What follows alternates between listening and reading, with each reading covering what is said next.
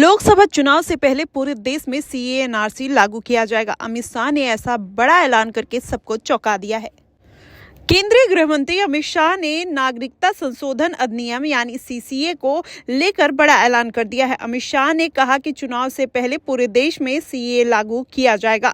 अमित शाह ने कहा कि मैं साफ कर देना चाहता हूं कि सीएए किसी भी व्यक्ति की नागरिकता नहीं छीनेगा। उन्होंने कहा विपक्ष पर मुसलमानों को गुमराह करने का उन्होंने आरोप भी लगाया।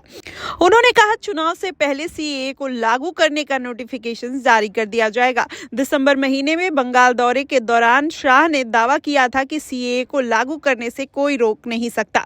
गृह मंत्री ने ET now global business summit 2024 में कहा कि हमने राज्य जम्मू कश्मीर में विशेष दर्जा देने वाले संविधान जैसे आर्टिकल 370 को निरस्त कर दिया है। इसलिए हमें भरोसा है कि देश में जनता बीजेपी को 370 सीट और एनडीए को 400 से अधिक सीट पर जीत दिलाकर अपना आशीर्वाद देगी। गृह मंत्री अमित शाह ने कहा कि तुष्टीकरण की राजनीति के कारण और कानून व्यवस्था का हवाला देकर राम मंदिर नहीं बनने दिया गया। शनिवार को शाह ने दावा किया कि केंद्र में लगातार तीसरी बार प्रधानमंत्री नरेंद्र मोदी के नेतृत्व में सरकार बनेगी।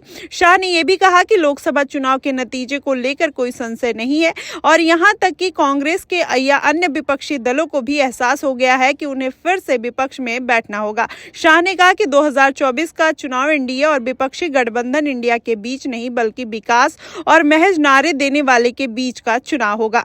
उन्होंने कांग्रेस नेता राहुल गांधी की भारत जोड़ो यात्रा के बारे में पूछे जाने पर कहा कि नेहरू गांधी वंशज और इस तरह की यात्रा करने का कोई अधिकार नहीं है क्योंकि 1947 में देश के विभाजन के लिए उनकी पार्टी जिम्मेदार थी। ऐसा अमित शाह ने कहीं ना कहीं कांग्रेस के ऊपर निशाना साधते हुए राहुल गांधी पर तंज कसा है।